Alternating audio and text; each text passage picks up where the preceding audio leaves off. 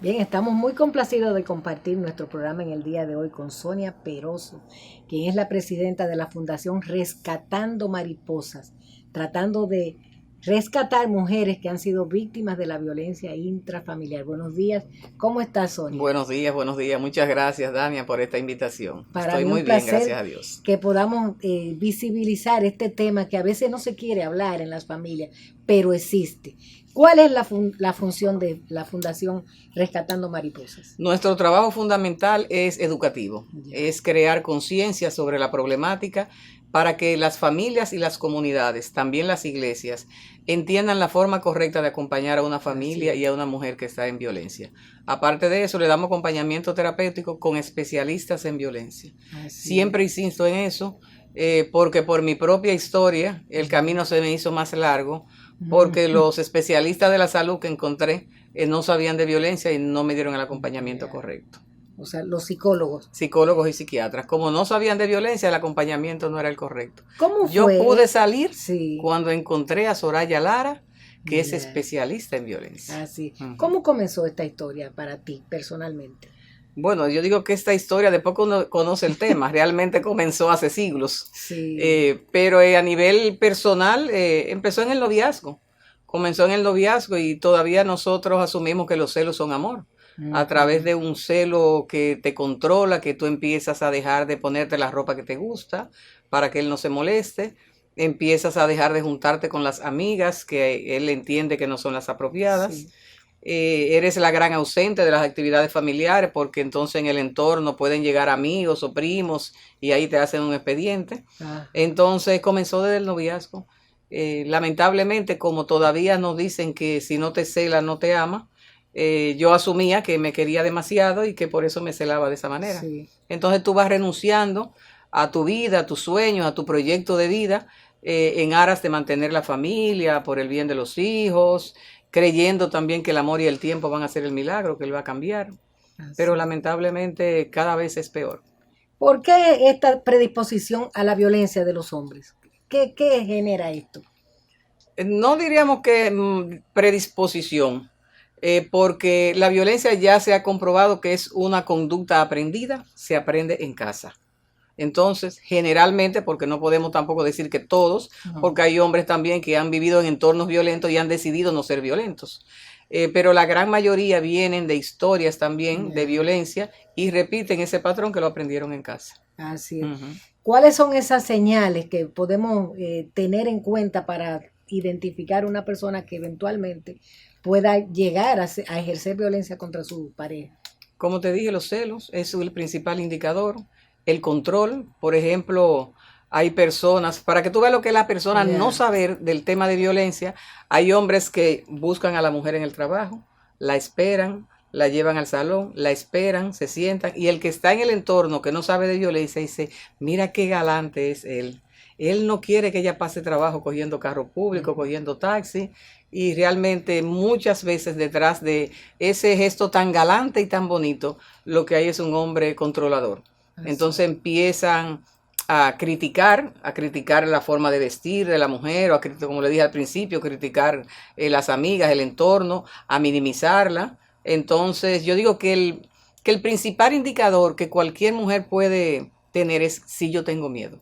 Si tengo miedo de hacer algo, de decir algo, de moverme en cualquier escenario, ya eso es un indicador de que ahí puede haber una historia de violencia. ¿Están influyendo mucho los medios de información sobre esa caracterización de los hombres violentos ahora mismo? Por ejemplo, tenemos mucha música que induce a violencia. Lamentablemente, la música tiene un poder muy fuerte. La música, no, el contenido, porque la música es maravillosa, sino las letras. Pero no es algo nuevo.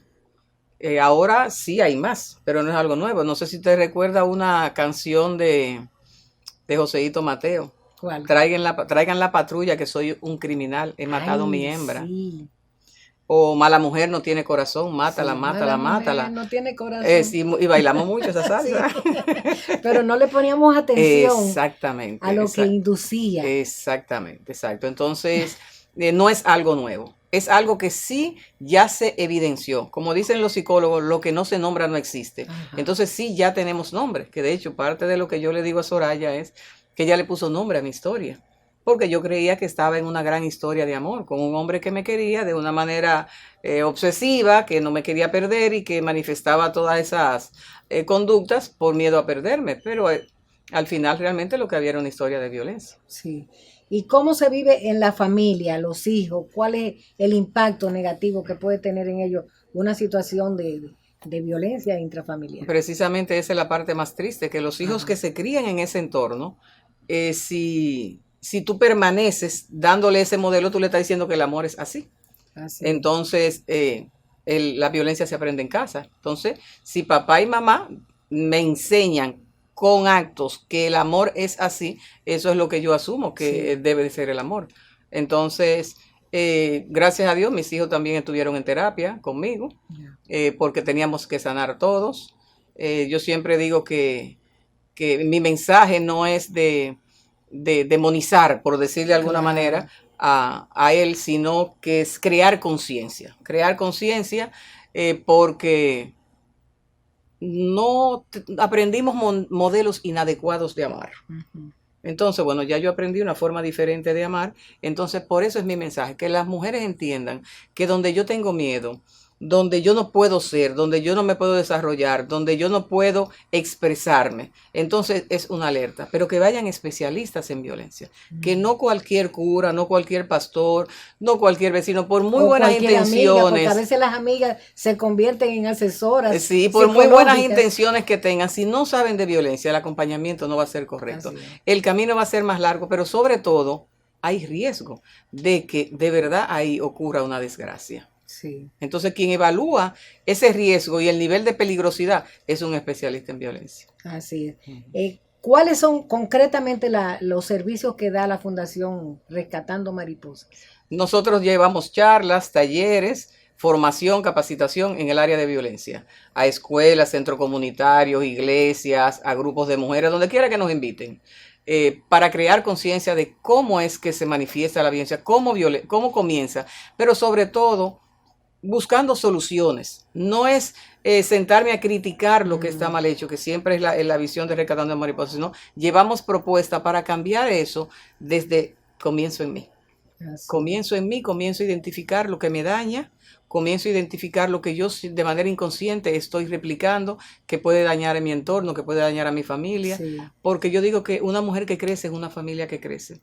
Y fundamentalmente el acompañamiento con especialistas en violencia. Entonces nosotros tenemos terapeutas que son especialistas en violencia para ese acompañamiento a las mujeres que así lo requieren. Hay una actividad mensual que ustedes realizan que son muy importantes. Háblame un poquito de eso, porque sé que los televidentes pueden conocer cosas interesantes. Historias de Vivas, Historias de Vivas surge precisamente. Historias de Vivas. De Vivas, sí. Surge ¿Y como. por qué de Vivas? Yo creía que era historias de vida. No, de vivas, de mujeres que hemos salido de relaciones de abuso. Entonces son historias de vivas. ¿Por qué? Porque le llevamos el mensaje a la mujer como para contrarrestar cómo los medios y la misma sociedad muchas veces enfoca los feminicidios. Entonces, no, vamos a contar a las mujeres las historias de las que sí salimos. Y cómo nos dimos cuenta que estábamos en relaciones de abuso y cómo pudimos salir, qué nos ayudó, cómo nos ayudamos, vamos creando esa red de apoyo también y de ir creando conciencia. Entonces una mujer va y comparte su historia en ese encuentro, que no es decir que me dio 3 trompones, que me arrastró ni nada de eso. ¿Cómo me di cuenta que estaba en una relación de violencia? ¿Cómo pude salir? ¿Qué me ayudó? ¿Y cómo es mi vida hoy? Yo en lo personal, a mí lo que me hizo el clic fue una entrevista, primero el libro Las mujeres que aman demasiado, que lo recomiendo siempre. Y una entrevista que le hicieron a Walter Rizzo, que él decía, quien me ama no me maltrata. Y esa fue la que me hizo clic. Y en ese proceso entonces encontré a Soraya Lara y mi historia es otra, gracias a Dios, una historia de vida. Esas historias vivas que ustedes viven en esos encuentros mensuales, ¿cuáles te han impactado? Que podamos compartir con nuestros televidentes y que de ahí salgan enseñanzas para cualquier persona que esté mirándonos y esté viviendo historias de horror en su propia casa. Para mí, impactante y mi orgullo. De verdad, yo digo que solo por ella ha valido todo lo que yo caminé y todo lo que ha caminado la fundación. Nosotras estábamos haciendo unos trabajos de llevar charlas y talleres a las adoratrices. Las adoratrices son unas monjas que trabajan con muchachas que han entrado en la prostitución, entonces entran en un programa para recuperarlas. Y una persona que le daba asistencia a ellas, no era del programa, sino que le daba asistencia a ellas, estaba en una situación de violencia y ellas no la refirieron. Ajá. Era una muchacha muy de la iglesia, muy comprometida con los movimientos comunitarios de la iglesia, etcétera, etcétera. Y el ver cómo esa muchacha pudo transformar su vida, retomar su universidad, se graduó summa cum laude, ahora es una excelente profesional, también colabora con la fundación. Entonces, una anécdota que ella nos hizo una vez fue que dice, yo caigo en cuenta en uno de esos encuentros de historias de vivas, que yo había dejado de vestirme como a mí me gustaba, porque él llegaba a cada rato con una blusa, mira lo que te traje, mira lo que te compré. Entonces tú lo ves como un halago, mira qué bien, sí. Él me trajo esto. Y un día ella se estaba mirando en el espejo y dijo, pero yo no estoy vistiendo como yo vestía. Y cayó en cuenta, en uno de esos encuentros que ella estaba dejando de ser ella, a través del juego de la manipulación. Así que ellos son muy hábiles en la manipulación. Así es bien, te propongo una pausa y continuamos conociendo esta realidad triste, pero de la cual se puede rescatar. Salir. Exactamente. Vamos a comerciales, no se vayan. Estamos conversando en el día de hoy con Sonia Peroso, quien es la presidenta de la Fundación Rescatando Mariposas. Yo insisto en conocer historias vivas de las que ustedes viven cada mes, cuando esas mujeres van y exponen ante todo el mundo sus realidades de violencia intrafamiliar. Si conoce otras anécdotas que sean aleccionadoras para mis televidentes. Sí, mira, por ejemplo, tenemos un caso, yo trabajaba en una compañía privada y invitaba siempre que teníamos el encuentro y un día, bueno, tenemos la reunión en el edificio donde se empezó el proyecto y llega una y me dice, doctora, habíamos empezado. Digo, siéntate. Y ella se sienta, bueno, seguimos con la dinámica, se habla, hay una persona que está hablando, en algún momento la terapeuta interviene para hacer aclaraciones, etcétera, etcétera. Y cuando ya terminamos, le dice, bueno, ahora si alguien tiene algo que quiera compartir, que haya aprendido, y ella levanta la mano y dice, doctora, yo vine aquí fue para hablar de otra cosa, yo no sabía que ustedes estaban en esto, pero para mí que todas son vecinas mías, porque aquí todo el mundo habló de lo mío. Así es. Entonces yo dije ese día, por eso es que yo creo en esto, porque muchas veces la mujer está viviendo cosas y si en su entorno la gente no sabe de violencia, le minimiza. Mientras que cuando tú escuchas la historia de otra, tú te das cuenta que no es a ti nada más que te está pasando. Entonces eso es lo que te ayuda a ir despertando y a ir dándote cuenta de que hay un camino y de que tú tienes que ir especialistas en violencia y que estos grupos son grupos de apoyo para fortalecerte, para acompañarte, para apoyarte. Y una cosa muy importante que la gente, bueno que sepa, el que tú inicies un proceso terapéutico no necesariamente implica que tú te tengas que separar ni divorciar, porque depende del nivel de violencia y qué tanto peligro hay, el del compromiso que tengan ambas partes, de que quieran salvar la relación o no. Porque muchos inclusive tienen miedo de iniciar un proceso porque creen que me tengo que divorciar. Y no necesariamente, porque cada historia, aun cuando tenemos muchas cosas en común, cada historia también es individual. Así es. Uh-huh. Eso me lleva a ver el punto masculino. ¿Cómo ustedes pueden influir en los hombres para cambiar esos estereotipos que los llevan a ejercer violencia contra sus parejas? Nosotros tenemos un programa que se llama Hombres que Escuchan. Pero vamos a hablar de eso. Sí, que es tenemos un programa Hombres que Escuchan. Tenemos que transformar al que está enfermo, ¿verdad? Ellos no son enfermos, primero.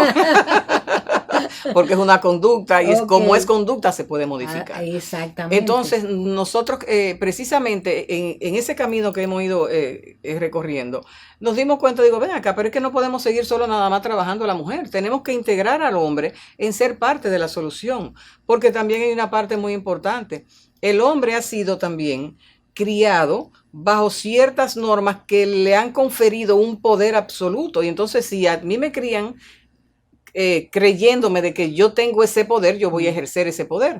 Si yo nunca le presento otra cara, entonces, lamentablemente, voy a seguir reproduciendo lo que aprendí. Entonces, hombres que escuchan son hombres que se han sensibilizado con la problemática y que quieren ser parte de la solución. Cuando un hombre comienza a aprender, empieza a primero se transforma él, empieza a ver cosas que aun cuando ellos no sean violentos, empiezan a ver cosas en sí mismos y en su entorno que los hace ser multiplicadores de buen trato, de aprender a respetar a la otra persona, aprender a entender también que esa persona tiene tanto derecho como yo a desarrollarse como ser humano.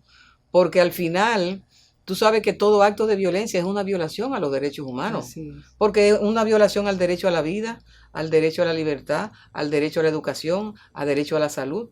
O sea, la violencia es una violación a cualquiera de los derechos humanos. También tenemos el tema de la violencia patrimonial y la violencia económica, que esa casi no se menciona.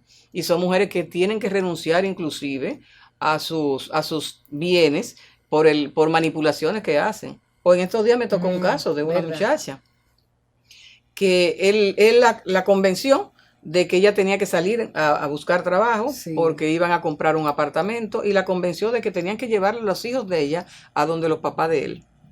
Pero ella tenía que trabajar y entregarle todo el dinero a él. Oye, y eso es más común de lo que la gente piensa. Yo he encontrado muchísimos testimonios de mujeres que tienen que darle inclusive la tarjeta al hombre y él es que cobra por ellas. Porque él es el que tiene el control. Entonces, lamentablemente, hay algunos preceptos bíblicos que sacan de contexto y dicen que el hombre es el administrador del hogar. Entonces, cuando hablan con el pastor les ratifica que sí, hermana, él es el administrador. Y lamentablemente, no es correcto. Entonces, esas son de las mismas violencias cotidianas que la gente no ve porque no tiene conocimiento. Porque quizás ese pastor, esa pastora, ese cura, con información sobre lo que es violencia, entonces su respuesta fuera otra. O el enfoque fuera otro en relación a esa pareja. Sí, Sonia, me gustaría que analizáramos el origen de la tendencia violenta de los hombres. ¿Podría estar relacionado con la forma de corregir a nuestros hijos que tenemos en nuestra casa? Hablemos un poquito de las chancletas, le llamaban ante la polémica, o de las pelas que se daban. ¿Qué crees? Bueno, yo tengo una anécdota muy buena con un hijo, con el hijo mayor. Que siempre digo, tú siempre estás figureando, Ramón. Porque, ¿qué pasa con el tema de las pelas? A mí me educaron dándome pelas. Y me educaron diciéndome que las pelas era el método correctivo por excelencia. Y todavía hay mucha gente que lo hace. Exacto. Entonces, fíjate que es una conducta aprendida. Ajá. ¿Qué yo hice cuando yo eduqué a mis hijos? Yo le di pela, porque me dijeron que había que darle pela para educarlos. A la hembra no, cosa curiosa. Y mira que estaba, pero a la hembra yo no le di. Pero cuando yo empiezo a estudiar el tema de violencia y darme cuenta de que cuando yo estoy corrigiendo a mis hijos, dándole golpes, yo estoy violentando a ese ser humano. Yo le estoy enseñando también a ese ser humano que la forma correcta de resolver los conflictos, de corregir, es usando la violencia. Porque cuando tú le das un golpe a un niño o una niña, es violencia, aunque tú quieras ponerle el nombre que le quieras poner, de que la Biblia hable de la vara, de que corrijas, si tú puedes corregir perfectamente bajo un régimen de consecuencia. Hiciste algo, yo te castigo, yo te pongo una sanción de acuerdo a la gravedad de la falta. Entonces mi hijo mayor, cuando yo empiezo a dar las charlas, cuando entro en este mundo, que entré a estudiar este mundo, dice, oye, qué bueno, después que le dieron tanto golpe a uno, ahora no puede dar. Entonces ahí yo le digo, fíjate, ya yo aprendí una forma diferente.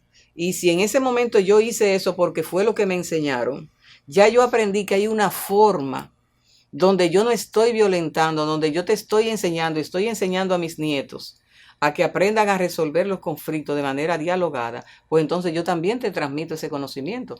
En aquella ocasión tenía un conocimiento errado, ahora hago una corrección y entonces te paso esa nueva información. Y las pelas nunca en la vida son la vía, nunca. Sí. Hablemos también ahora sobre la asesoría de los psicólogos. Tú dices que buscaste psicólogo cuando te pasó lo que te ocurrió, pero que ellos no daban con el tema. Realmente, tenemos que crear psicólogos que ya... Especialistas en violencia. No sé, insisto, inclusive no solo los psicólogos. Mira, yo insisto porque, por ejemplo, yo desarrollé fibromialgia, producto del estrés en el que yo vivía. Entonces yo insisto que aquí en las carreras, la academia tiene que intervenir y en carreras puntuales deben darse módulos para trabajar el tema de violencia, para identificar y referir a especialistas en violencia, los médicos, los psicólogos, los abogados, los dentistas. O sea, hay una amplia gama de carreras, el profesorado todo el profesorado. ¿Por qué? Porque cuando nosotros también trabajamos con profesores y profesoras, porque cuando un profesor o una profesora identifica, porque ya tiene capacitación, ya tiene formación en eso, entonces le da la posibilidad de decir, espérate, estoy detectando algo aquí, puedo hablar con el Departamento de Trabajo Social o Psicología para que esa familia sea acompañada de manera correcta. Así es. Y de los feminicidios, ¿qué concepto tú tienes? ¿Por qué aumentan tanto los feminicidios en el país? Todavía nos falta avanzar mucho en el tema de las políticas públicas, tenemos que trabajar todavía mucho en el tema con los medios de comunicación, tenemos que trabajar mucho porque todavía tenemos muchas debilidades en eso. Hemos avanzado, sí hemos avanzado, pero lamentablemente nos falta. Y como te dije fuera de cámara, a mí me gusta hablar de historias de vivas, porque inclusive los agresores utilizan eso para amedrentar a la mujer. Cuando hay una crónica de un feminicidio, lo tengo por testimonios de mujeres que dicen, tú ves, por eso es que le hacen eso. Así mismito te voy a hacer yo a ti. Entonces, una mujer que está metida en el miedo, o algo que insisto también, cuando se hacen las reseñas sobre los feminicidios, que pongan siempre al lado la opinión de un experto, porque no solo me narres lo que pasó, también pon la opinión de un experto para que explique esa conducta y cómo se puede modificar esa conducta. Se nos agotó el tiempo, pero quiero regalarte los segundos finales para que diga cómo cualquier persona que quiera asesoría en esta materia pueda accesar a ustedes, los teléfonos, las redes sociales de ustedes. Sí, bueno, estamos en Instagram, estamos en Facebook, el correo es rescatandomariposas@gmail.com, el teléfono es 809-772-1717 y quiero un pedacitico. Tú sabes que como parte del trabajo que hacemos de llegar a todos los escenarios, nos involucramos en todo lo que tenga que ver con comunidades. Entonces en San Cristóbal están preparando una actividad que se llama Construyendo un Gran Amor. Y Rescatando Mariposas se ha involucrado como una forma de que las comunidades entiendan que un buen amor se construye, que un buen amor se construye desde el respeto, que un buen amor se construye desde la solidaridad, que un buen amor se construye desde el compromiso de ambas partes. Entonces nos involucramos en proyectos comunitarios apoyando para crear también esa vía de comunicación con nosotros. Como no, bueno, muchas con gracias, estas palabras Dania. vamos a concluir esta interesantísima participación de Sonia Peroso, presidenta de la Fundación Rescatando Mariposas. Ojalá que hayamos tocado el corazón de muchos hombres y muchas mujeres que están viviendo esta situación. Agradecerles a ustedes que han estado con nosotros y esperarlos la próxima semana. Hasta entonces.